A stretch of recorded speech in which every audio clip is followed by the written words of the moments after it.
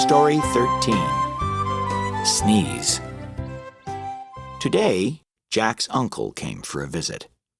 Jack asked his uncle to tell him something fun. His uncle told him that no one can sneeze and keep their eyes open at the same time. "Pay attention the next time you sneeze," said his uncle. "You'll see what I mean." Jack is amazed. "Oh, one more thing. You should cover up your nose and mouth when you sneeze," Jack's uncle said with a smile.